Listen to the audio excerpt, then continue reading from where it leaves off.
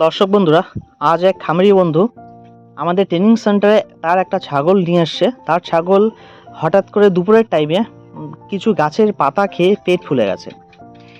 আর খামারি বন্ধুর মুখ থেকে শোনা গেল যে যে গাছের পাতা এই ছাগলটা খেয়েছে সেটা হচ্ছে জিউলি গাছ, বা যেটাকে জিওল গাছ নামে পরিচিত।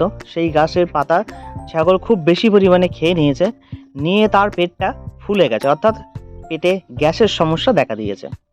কারণ কিছু কিছু ভেষজ গাছ তার পাতা আছে যেগুলো খেলে কিছু কিছু সময় সাইড এফেক্ট দেখা দেয়। তো এই যে ছাগলটা দেখতে পাচ্ছেন, এটাই সেই ছাগল যার পেট ফুলে গেছে। আর পেট ফুলে গেলে কীভাবে বুঝবেন সেটাও এই পেটের সাইডে যখন হাত দিয়ে টিপবেন তখন দেখলে মনে হবে যেন ফুটবলের মতো বেলুন, মানে হাত দিয়ে চাপবেন বসে যাবে, আবার ইনস্ট্যান্ট সেটা ফুলে যাচ্ছে। তখন বুঝতে পারবেন দর্শক বন্ধুরা যে পেটে হাওয়া ভরে গেছে, অর্থাৎ গ্যাস ভরে গেছে। তো এর প্রাথমিক ট্রিটমেন্ট হিসাবে যেটা করতে হবে, হঠাৎ করে যদি কোনো ছাগলের পেট অতিরিক্ত ফুলে যায়, মানে আমরা গ্যাসের ওষুধ বা তার অ্যান্টিবায়োটিক বিভিন্ন ট্রিটমেন্ট আছে, সেই ট্রিটমেন্ট করার আগে যদি ছাগলটা ছটফটানি শুরু করে, তাহলে ইনস্ট্যান্ট প্রথমে আমাদের যে কাজ থাকবে সেটা হচ্ছে তার পেটের রুমেনটাকে লিক করে সেই গ্যাস বের করে দেওয়া। কারণ যতক্ষণ রুমেন লিক না করবেন ততক্ষণ তার কষ্ট বা পেটের ফোলা যে হাওয়া গ্যাসটা কমবে না। সো প্রথম অবস্থায় এই পেটের গ্যাস ফুটো করতে গেলে যে সাবধানতাগুলো বজায় রাখতে হবে সেটা হচ্ছে আমাদেরকে একটা 18 গেজ বা 16 গেজের নিডেল নিতে হবে। নিয়ে তার একটা নির্দিষ্ট জায়গা আছে, সেই নির্দিষ্ট জায়গায় পেটটাকে লিক করতে হবে, অর্থাৎ রুমেনেরটা লিক করে সেই গ্যাস বার করতে হবে। তো এটা অবশ্যই কেউ কোনো নতুন খামারি বন্ধু করতে যাবেন না, অবশ্যই সঠিক জায়গা থেকে প্রশিক্ষণ নিন, নিজে দেখুন চোখের সামনে লিক করা, প্র্যাকটিক্যালে দাঁড়িয়ে তারপরে করুন। কারণ অনেক সময় কি হয়, যেহেতু ভিতরকার ব্যাপার, সেটা কোথায় ফুটো করছেন তার সঠিক জায়গা যদি আপনার আগে থেকে না জানা থাকে তাহলে কিন্তু সেক্ষেত্রে প্রবলেম দেখা দিতে পারে। আর এক্ষেত্রে আরেকটা জিনিস বলে রাখা ভালো, যখনই গ্যাস বের করবেন গ্যাসের নিডেলের মাথায় হালকা 2-1 ফোঁটা জল দেবেন, তাহলে দেখবেন জলগুলো বুড়বুড় করতে থাকবে, অর্থাৎ ভিতরের থেকে যে হাওয়াটা বেরোচ্ছে সেটা কিন্তু ওই জলের বুড়বুড়ানিতে বুঝতে পারবেন। আর এক্ষেত্রে প্রথমে গ্যাস লিক করে দেওয়ার পরে তাকে গ্যাসের কোনো সিরাপ আমরা তাকে খেতে দেব। এই দেখুন একটা গ্যাসের সিরাপ আপনাদের দেখাচ্ছি, মার্কেটে বিভিন্ন কোম্পানির গ্যাসের সিরাপ আছে, এটাই যে খেতে দিতে হবে তার কিন্তু কোনো মানে নেই। যেটাই দেবেন তার বডি ওয়েট হিসাবে, একটা 20 কেজি বডি ওয়েট যদি ছাগল হয়, গ্যাসের সিরাপ আপনি 10 ml দিতে পারেন।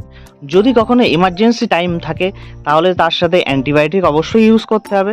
সেই অ্যান্টিবায়োটিক আপনারা নিজে থেকে ইউজ করবেন না, অবশ্যই ডাক্তার বা কোনো এক্সপার্টের সাহায্য নিয়ে তার সেই অ্যান্টিবায়োটিকগুলো দিন। তাহলে দেখবেন তার সেই গ্যাস বা পেট ফোলাটা যেমন ইনস্ট্যান্ট কমে যাবে, ছাগলটা দ্রুত রিকভার হবে। আমরা চেষ্টা করব এই গ্যাস বা ফোলার ক্ষেত্রে মর্টালিটি পার্সেন্ট কিন্তু সঠিক সময়ে চিকিৎসা না করতে পারলে অনেকটাই আসে। দর্শক বন্ধুদের উদ্দেশ্যে একটাই কথা, আপনারা আগে নিজে প্রশিক্ষণ নিন, অর্থাৎ ছাগল পালন বিষয়ে শুধু যে মেডিসিন নলেজ থাকলেই হবে না, সমস্ত রকমের অভিজ্ঞতা থাকা দরকার। তার ম্যানেজমেন্ট, ফিডিং ম্যানেজমেন্ট, মায়ের বাচ্চা প্রোডাকশন বাচ্চার ম্যানেজমেন্ট, একটা মা ছাগলের ম্যানেজমেন্ট, A to Z আপনার নখদর্পণে দরকার। কারণ ফার্মিং টাইমে এমন কিছু ক্রিটিক্যাল টাইম আসে, যেমন হঠাৎ করে দেখুন যদি রাতের বেলা 12টা-1টার সময় একটা ছাগলের পেট ফুলে দাঁড়িয়ে থাকে, তখন আপনি একটা ডাক্তারকে ফোন করবেন, সে ফোন রিসিভ করবে, তারপর আপনার ফার্মে আসবে, ট্রিটমেন্ট করবে, একটা লং টাইম সময়ের ব্যাপার। সেই সময়ের মধ্যে কোনো একটা না কোনো অ্যাক্সিডেন্ট ঘটে যেতে পারে। সেই জন্যে আমরা অবশ্যই অ্যাডভাইস করব, যদি আপনি 1 লাখ বা 2 লাখ ইনভেস্ট করছেন, চেষ্টা করবেন সেই টাকাটাকে নির্দিষ্ট সময়ের পরে ডবল করা। আর ডবল করতে গেলে আপনার যে প্রশিক্ষণ, যে গাইডনেস দরকার, অবশ্যই সেগুলোকে নেবেন। কারণ আপনি যে টাকা দিয়ে ব্যবসা করছেন সেই টাকাটা যেন কেউ ডুবিয়ে না ফেলেন। চারণ ভূমিতে যে সমস্ত ছাগল মাঠে চড়ে খায় সেই সমস্ত ছাগলের এই সমস্যাটা বেশি দেখা যায়, পেট ফোলার সমস্যা। বিশেষ করে বর্ষার টাইমে যেমন দেখা যায়, তাছাড়াও সারা বছরও দেখা যায়। কারণ বিভিন্ন গাছের পাতা তারা অজান্তেই খেয়ে ফেলে, যেটা তাদের শরীরের জন্য দরকার, অর্থাৎ যেটা তারা হজম করতে পারবে সেটাও যেমন খেয়ে ফেলে, না বুঝে কোনো ভেষজ গাছের পাতাও খেয়ে ফেলে, তখনই এই ক্রিটিক্যাল সমস্যাগুলো দেখা দেয়। দর্শক বন্ধুরা, আমাদের পরবর্তী ট্রেনিং প্রোগ্রাম জুন মাসের 13, 14, 15। আপনারা যারা নাম লেখাতে চান অবশ্যই নিচে দেওয়া নাম্বারে বা ডিসপ্লেতে দেওয়া নাম্বারে কন্ট্যাক্ট করুন। ধন্যবাদ বন্ধুরা।